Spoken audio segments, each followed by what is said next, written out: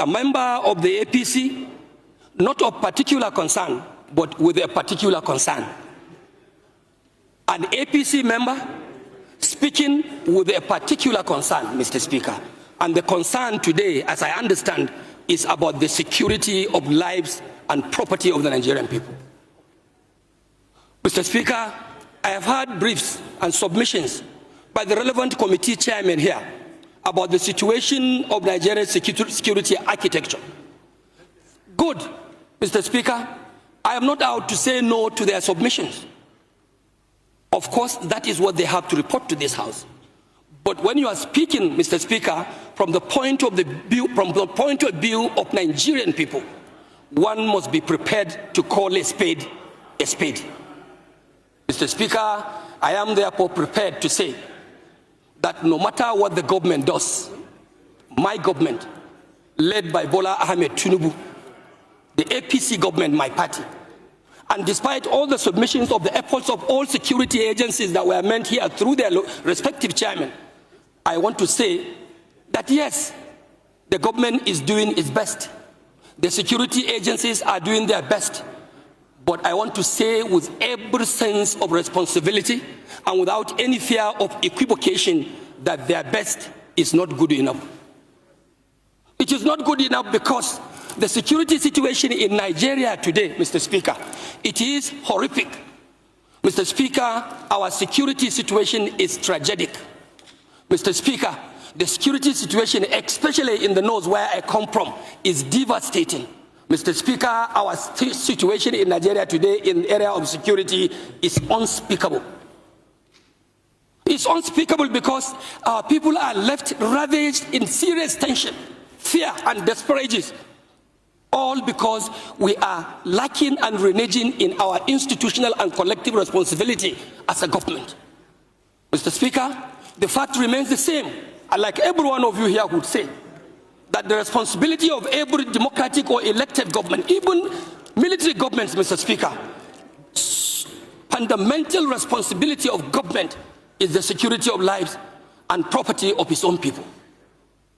Mr. Speaker, what we have today is like a failed security. What we have today, in my opinion and in my views, Mr. Speaker, is like for me to quote in the words of the popular Bob Marley in his own song in those days in the 80s, when he was saying, war in the north, war in the west, war in the east, and war down south. Mr. Speaker, today, Nigeria is operating under a complete war against humanity. And this House must not only continue to chant slogans, move motions, take contributions from members. We must have to step up and rise up to the expectation of our own people. And that expectation must be beyond making pronouncement on the floor. Mr. Speaker, we have to step our institutional mandate. We have to step our institutional commitment and determination to protect the lives of the vulnerable people. Mr. Speaker, you rightly said in your remarks that you were in Kebbi State. As God may have it, Mr. Speaker, I went to Kebbi with you. I saw how the governor of Kebbi, who is the chief security officer of the state, speaking to the delegation of this honorable house in nostalgia, Mr. Speaker, with a very heavy heart. At a point, I would not miss to say, I will not be mistaken to say that I saw the governor weeping in the heart. This will be the same situation everywhere you go in the south or in the north or in the east or down in the west. Mr. Speaker, our governors are not only overwhelmed, it's like they cannot even do it. The responsibility of security, Mr. Speaker, of course, by the constitutional provisions, it is a sole responsibility, more of a sole responsibility to the center. I agree with whoever may say, of course, governors in the subnationals are also accountable and they must be held responsible for the security of lives and properties of their people. Mr. Speaker, I want to say that in virtually all of our constituencies, given the opportunity, everyone here can rise to tell you the account of what is happening. Mr. Speaker, it is not religious. Mr. Speaker, it is not even political. This fight and this menace of insecurity in Nigeria is something that does not have any identification of one's party or one's religion or one's tribe whatsoever. It is a calculated attempt to demoralize Nigerian state.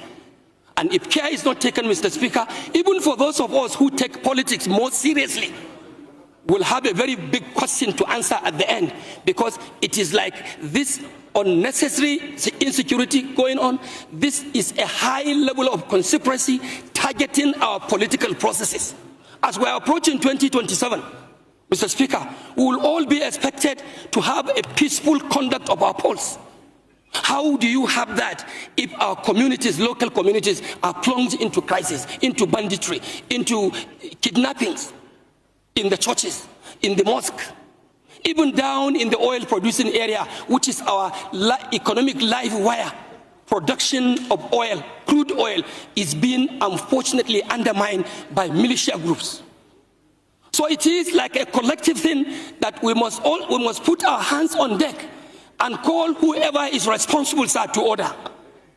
Order, order, and order. And this House must not take for granted that we are not part of the government. If the government is wanting, this institution of the legislature is a component of the government itself. We have to look inward to ourselves and see what more of oversight functions, like some members have said, are we going to make? Are we going to provide? Mr. Speaker, we can even declare legislative emergency. Close the House, shut it up. Who are you legislating for? What laws are you making when the country is running in blood? The country is running in blood and tears. You cannot go, the farmers cannot go to farm. Our traders cannot go to market. Worshippers cannot go to mosque, cannot go to churches. Then what are you legislating here? Mr. Speaker, if the government is not prepared to actually do the right thing that will protect the lives and property of our people, I urge on you, I urge on this honorable House, as a House of the people of Nigeria, to stand up to pay the supreme cost. And that is no more than to shut this House down and to call emergency on any legislative issue and wait until the right thing is taken by the government of the day. Mr. Speaker, I also want to believe we are equally responsible. We should also go down to our constituencies and lead civil organizations, like the civil vigilante. Let's go and reorganize our vigilante groups. We take commands and take charges of such civil organizations to see how we can salvage and protect our country, Nigeria. What is happening today, Mr. Speaker, is not just to call for mere security or an average performance of security agencies. What we expect of Nigerian government, no more, no less, my Speaker, is to have absolute security. It's for us to have absolute safety. Mr. Speaker, Nigeria must have absolute protection of the lives and property of our own people. This is my take, Mr. Speaker. And I also want to use the opportunity to tell you that my immediate constituency, which is enclaved at the southern part of my state, Kano, is also undergoing serious danger, because in the constituency we have what we call the huge Polgore Game Reserve, lying in between Kaduna State, Plateau State, Bauchi State, through Ningi and Bura, Mr. Speaker, and also contacting some part of Jigawa State to the axis of Turkey. This place used to be a tourist attraction. Many people come in, including tourists from abroad. But because of the dilapidating security situation in my state, Mr. Speaker, today, abduction and kidnappings, not only in the forest, in our homes, has become a daily affair, a daily occurrence. Just like what the pharmacist may prescribe to you in the hospital to ask you to take Panadol once in the day, in the morning, one in the afternoon, and another one in the evening. That is how kidnappings is so prevalent in my federal constituency. This place that used to be an attraction for tourists, it has now become like an extension of the Sambiza forest in Borno State. So we have to definitely do something.